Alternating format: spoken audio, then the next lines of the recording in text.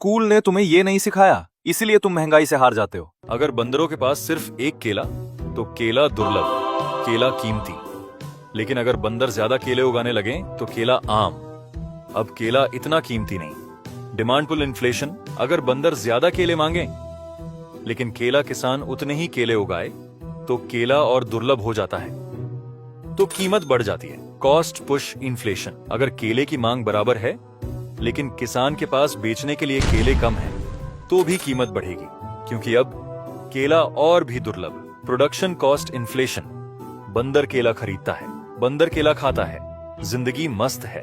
बंदर अपने दोस्तों को केले की दुकान के बारे में बताता है। अब सारे बंदर आकर सारे केले खरीद लेते हैं। केला किसान को अब और पेड़ लगाने पड़ते हैं, लेकिन केले के बीज महंगे हो गए हैं, इसीलिए किसान केले की कीमत बढ़ाता है ताकि लागत निकाल सके। मॉनेटरी इन्फ्लेशन, अगर केले की मांग भी वही है, सप्लाई भी वही है, लेकिन बंदरों के पास अचानक बहुत सारी पत्तियां आ गई हैं खरीदने के लिए, तो केला महंगा हो जाएगा, क्योंकि अब पत्तियों की कीमत कम हो गई है।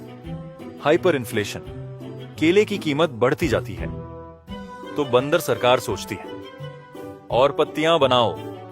अब बंदर ज्यादा केले खरीदते हैं तो केला और महंगा होता है, तो सरकार फिर पत्तियां छापती है, केला और महंगा होता है, फिर और पत्तियां, फिर और महंगा, फिर और पत्तियां। अब ये पागलपन हो गया है। आखिर में बंदर सरकार सारी पत्तियां जला देती है। अब बंदर सरकार कहती है अब से लकड़ी होगी नई करेंसी। इन्फ्लेशन बुरा नहीं है, अगर बंदरों की पत्तियां उसी रेट से बढ़ें जैसे केले की कीमत, तो बंदर खुश। अगर पत्तियां बढ़ें लेकिन केले की कीमत ना बढ़े, बंदर अमीर। अगर पत्तियां वही रहें लेकिन केला महंगा हो जाए, बंदर गरीब, बंदर दुखी। बंदर हम सब हैं। इन्फ्लेशन से बचना है तो बंदर को केले में निवेश करना चाहिए ताकि समय के साथ और केले उगें। कभी कभी महंगाई सच में बहुत केला हो जाती है। अगर तुम भी पैसा, टैक्स, महंगाई समझना चाहते हो तो मंकीनॉमिक्स को फॉलो करो और कमेंट करो बनाना।